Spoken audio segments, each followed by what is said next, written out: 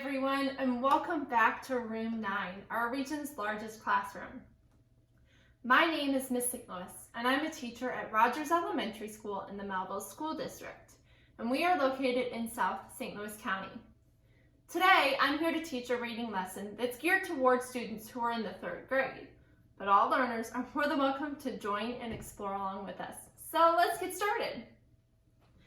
This week, we have been exploring nonfiction texts. Nonfiction texts are texts that are all about true things, right? We might read books about animals or books about dinosaurs or space, right? They cover such a wide variety. I love reading nonfiction texts because I always learn new cool facts. So much fun and really great if you ever play a game of trivia. So, we've talked earlier this week about text features. Text features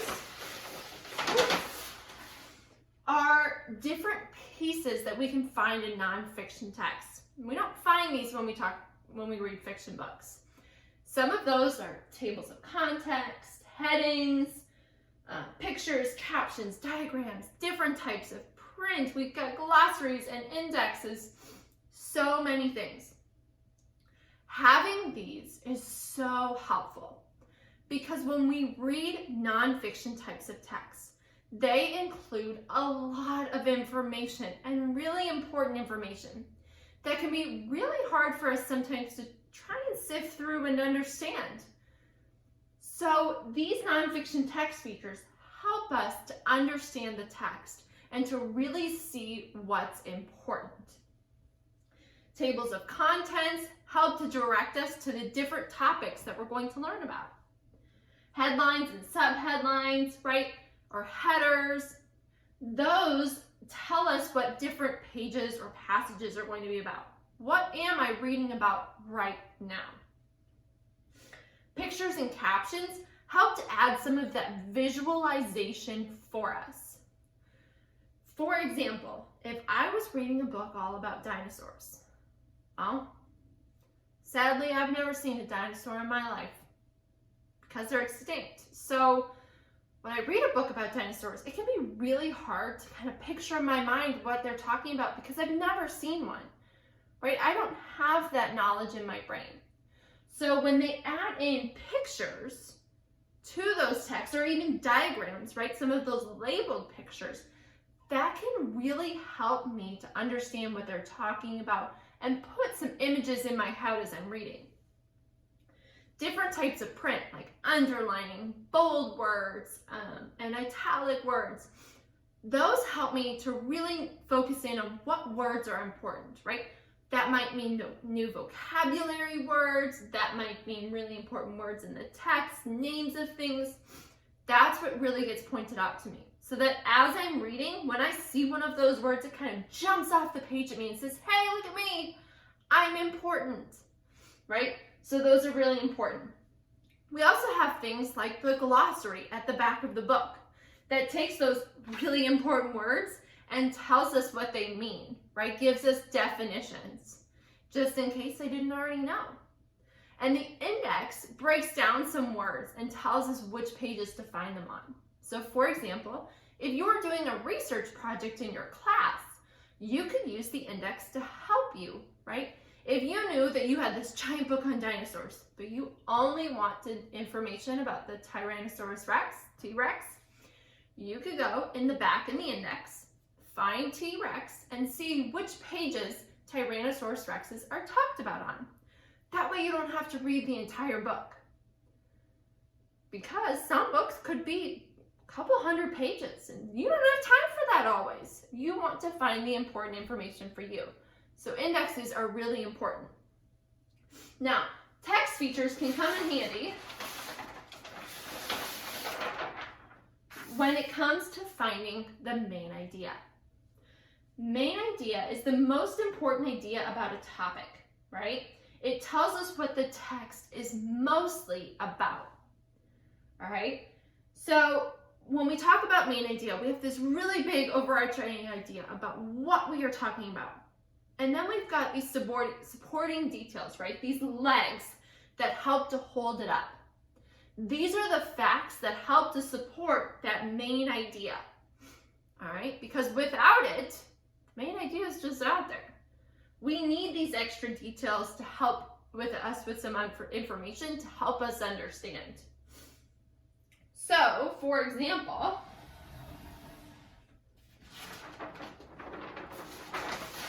the main idea about a text that we are reading about, we could be reading a book all about lions.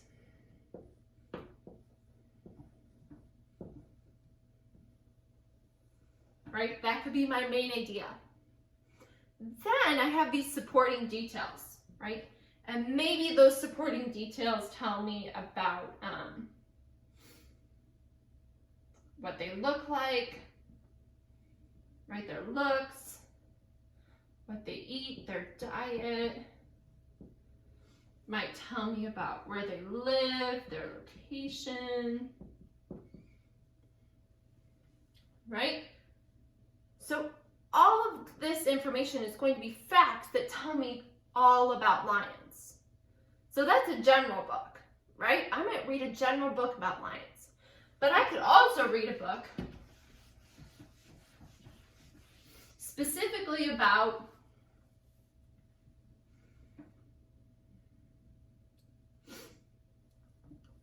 what lions eat.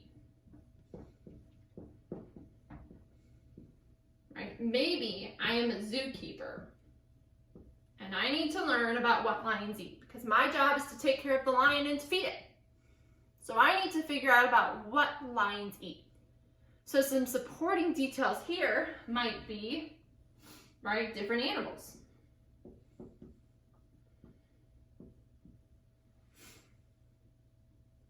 Right? And from there we can learn about the different types of animals and the meat that they eat, right?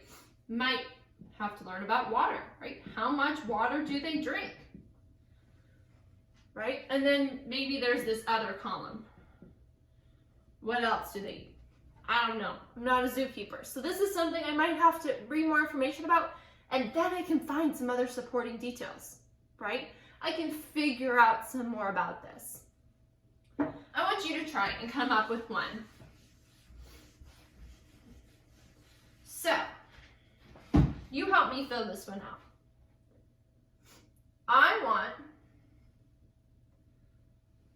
If I'm going to read a book all about St. Louis, Missouri,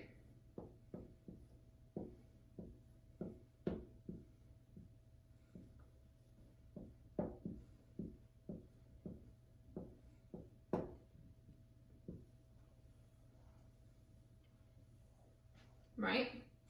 And maybe my book is specifically about places in St. Louis, Missouri. Right? So everything we read about are going to be about different places in St. Louis.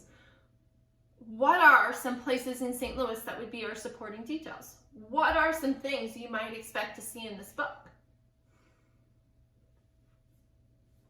Okay. I hear the zoo, the arch,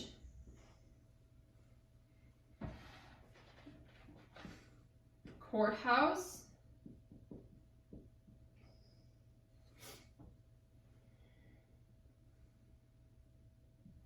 Busch Stadium,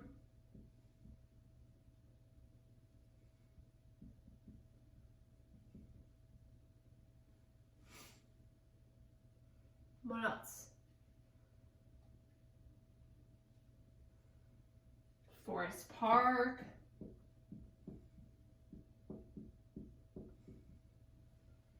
City Museum,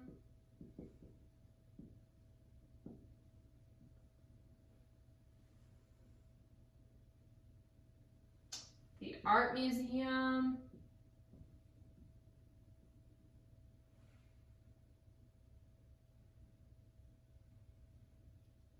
anything else? They could go to Soulard, right? Visit the market. There are so many places. So this chair, right, has a lot of legs, and that's okay. Some books might have a ton of supporting details. Some books might only have a couple. Depends on the book that you're writing. So this book, St. Louis Places in St. Louis, Missouri, has a ton of information, right? So our main idea, our big topic is all about places to go in St. Louis, Missouri, right? This might be a travel book for people who want to come and visit here. And these are all of, or some of, the different places that they might read about that they might want to visit. Excellent work. All right, now that you guys have shown me that you are main idea experts, we are going to read a book and try and identify the main idea of this book. Are you up for the challenge? Let's do this. This book is called How Do Earthlings Look After Their Planet by Kristy Holmes. So I'm going to read the back to you first. Bo and Zop are two scouts from outer space on a mission to observe Earth. Their job is to find out if we Earthlings are friendly enough for a visit from the aliens of Omegatron. Can Zop show Bo what it means to be an Earthling? Bo and Zop wonder if Earth is a good place to set up a home. Are Earthlings taking good care of it? What can Bo and Zop learn about protecting the planet by watching the Earthlings? So before we start, let's check in, right? Let's check in on our schema. I'm going to write that word up here, schema. Now, each and every single one of us has a schema. And that's all the information in our brain already, okay? So you have grown up in your world. You have experienced and learned so many different things. And that's all of the information that's already here in your brain. That's part of your schema, all of the information that's already here in your brain. So we're going to use that part of our schema to help us today. So what do you already know about taking care of the Earth?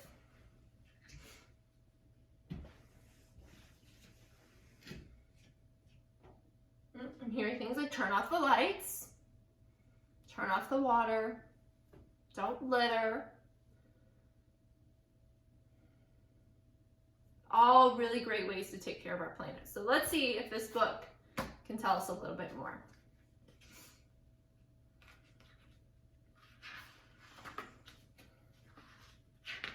So here's our table of contents. Open it. Lets us know that words with lines underneath can be found in the glossary. So we have a glossary.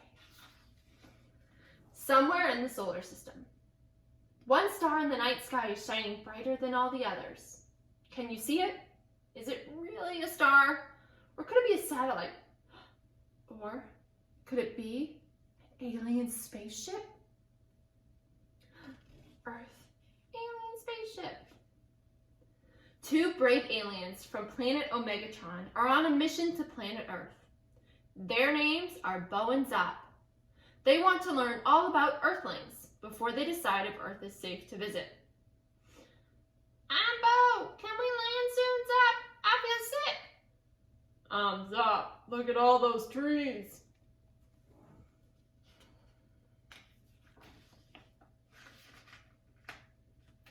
Bo and Zop are studying the environment on Earth. That's an underlined word, environment. I'm going to check out the back, see what the environment means. Environment, a person's surroundings. Okay, so they're looking at surroundings on Earth. They are looking for a good place to land. They want to build a home there for all their friends from Omegatron. This place is too hot. What does that look like to you? What are some places that are really hot here on Earth? Deserts, right. And this place is too cold. I see penguins. Anybody remember? Where do penguins live? Very good. Antarctica, right? We know penguins don't live in the Arctic up north. They live down south in Antarctica. And this place is too cold. Zop, look. What is that? I think it's called a penguin. Bo thinks he has found a good place for a home. It has warm weather and plenty of room. but it is already home to a lot of trees and wildlife. The Amazon rainforest. Zap! It's perfect! All we need to do is get rid of those things, all those big green things.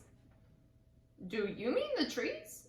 That would be bad for Earth's environment, Bo. Did you know that cutting down trees was bad for our environment? What do trees help us with?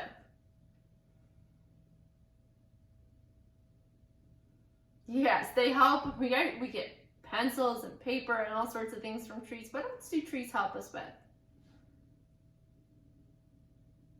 Yeah, trees help us with air and with oxygen, right? Home sweet home. There are different kinds of environments. Earth's environment is all the living and non-living things on the planet that were not made by Earthlings. Plants, air, animals, weather, water. Earthlings live all over planet Earth. Some live in cold and snowy places. Some live in warm and rainy places. Others live in dry places with very few plants. So we see Jordan, Greenland, Hawaii, all places with different environments. Earthlings need the environment. There are more than 7.5 billion Earthlings on planet Earth. They all depend on their environment. It gives them air to breathe, food to eat, warmth from the sun, and water to drink. Everything that Earthlings need can be found in the environment. Earthlings also get many everyday products from Earth's environment. They get fuel, such as oil, from the ground. They get wood and paper from trees. They get materials for clothing from plants. Even though Earthlings live in houses and apartments, they still depend on Earth's environment. I want you to look around the space where you're in now. Everything around you came from Earth's environment, right? It had to be created out of products, right? Resources that we have here on Earth. Pretty cool, isn't it? Earth in trouble. Earthlings use Earth's environment to get the things they need, but they sometimes harm it at the same time. These are some of the Earthling activities that damage the environment. Pollution, deforestation, mining. All of those are underlined, so let's check out what those mean. All right. Pollution is introducing waste into the environment with harmful effects. Deforestation is cutting down large areas of forest. Mining is digging into the earth for certain materials. So all of those things that we are doing can have harmful effects to our earth. By the time we set up our home, there will be nothing left of this planet. We might as well go home. Well, not yet, Bo. There is some hope. Hope. Protecting the environment. Earthlings create a lot of garbage. That garbage can end up polluting land and water. It often harms the plants and animals that live there. Some animals, such as fish, could mistake garbage for food. Don't Earthlings need to drink water to live? Yes, they do. Many of them eat fish too. Earthlings work hard to solve the problem of pollution. They can try to create less garbage. One way to do this is to use fewer single-use plastics. These are plastic objects that are used just one time, then thrown away. They often end up in the water. Earthlings also work together to clean up pollution. So there are many single-use products we see that are out there. For example, straws. When we use a plastic straw, we use it once and we throw it away. But instead, we could use reusable straws. There are metal straws, there are some rubber straws out there. We can use those instead, or paper straws, right? Lots of places have paper straws now. So As you go around, check out some of the restaurants you see and see if maybe they've made the switch yet to use paper straws, or some places are even not using straws at all, right? Some of us might be familiar with a place called Starbucks. Ever heard of it? Starbucks is working really hard right now to take away some of those single-use products like straws. So they changed the way that their cup looks in order so that people don't have to always use a straw to drink out of it. Instead, you can drink out of it in a different way, right? Just turning it to drink. A simple change that they made that's helping to reduce some of the waste. Pretty cool idea from them, isn't it? Trees are very important to life on Earth. They clean the air, help save water, and keep soil in place. But large areas of forest are often cut down for the wood or to make room for farms or homes. This is called deforestation. Deforestation causes animals to lose their homes. It also causes soil to wash away. Many Earthlings help protect trees. They can use less paper. They can work together to plant new trees. They can speak out against deforestation. These Earthlings plant new trees in their community. One way Earthlings use less paper is to reuse paper scraps. Do you use scrap paper in your classroom? Do you use some in your classroom? Might be an idea to start thinking about. Some Earthling activities pollute the air. Cars and factories burn fossil fuels, which give off gases that are not good for Earthlings. Other harmful gases can also be given off by farming and mining activities. All Earthlings can All Earthlings can play a part to help solve the problem of air pollution. They can choose not to use a car to get from place to place. They can choose to use or make products that do not give off harmful gases. Some Earthlings ask companies to give off less air pollution. Carpooling causes less air pollution. It means that fewer cars are on the road. Making choices. Earthlings can make everyday choices to help the environment. Choosing to reduce, reuse, and recycle is an important choice. Composting food waste is one way Earthlings can create less waste. Recycling lets Earthlings turn old objects into new materials that can be used again. Earthlings create less waste when they donate and reuse items such as clothing and toys. Water power uses energy from flowing water. Wind power uses wind energy. And solar power uses the sun's energy. These ways do not get energy to cause pollution. That's a great idea! Many Earthlings work very hard to come up with new ideas and solutions to help the environment. Some Earthlings created environmentally friendly ways to get energy. Bo and Zop's new home. Earth is the only home they have, so all Earthlings need to take care of it. Bo and Zop need to build a home that does not harm the environment. How would you plan a home that does not harm the environment? Where would you build it? What materials would you use? How would you get the home energy? Bo has learned a lot and he made a plan for an environmentally friendly home. That looks like a great place to live. We have to look after Earth's environment, Zop. The end. So, thinking about this book, what was the main idea of this book? What's the big idea? What is it trying to tell us?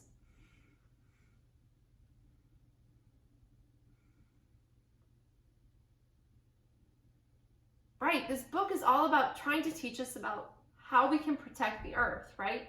Ways that we can protect our planet, right? So we learned about things that are harming our planet, and we learned about ways in which we can protect it, right? Our planet is where we live. So I found this book to be very important, right? Because there's always more that we can do to help protect it. All right, let's map this out. Okay, so we talked today about looking after our planet, right? So the big idea, taking care of our planet. Taking care of our planet. And so some things we learned about today, right, that help us when we talk about taking care of our planet We talked today about things that are hurting our planet. Right? That might be things like pollution, mining, deforestation, run out of space. Right? We've also talked about different ways to take care of our planet. We talked about the 3 R's: reduce, reuse, and recycle. Let's look back and see what else we talked about.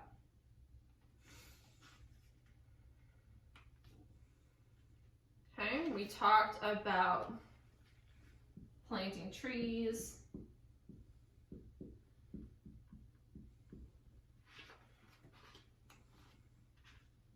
What else?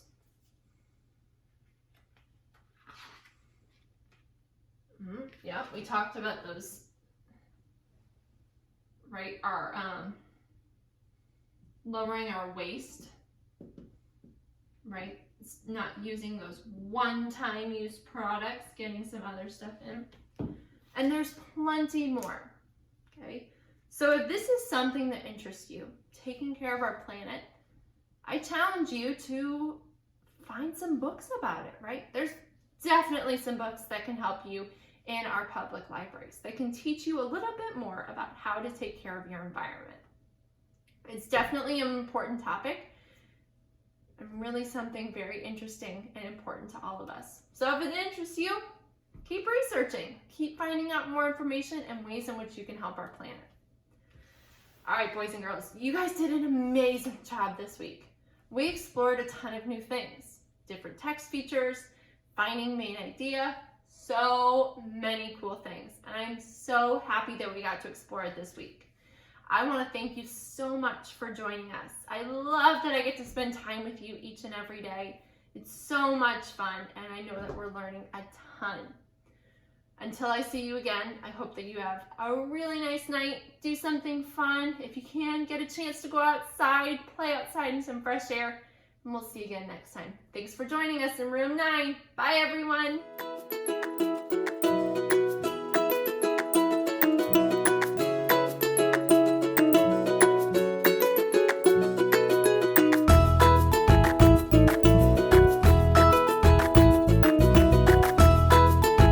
Teaching in Room 9 is made possible with support of Bank of America, Dana Brown Charitable Trust, Emerson, and viewers like you.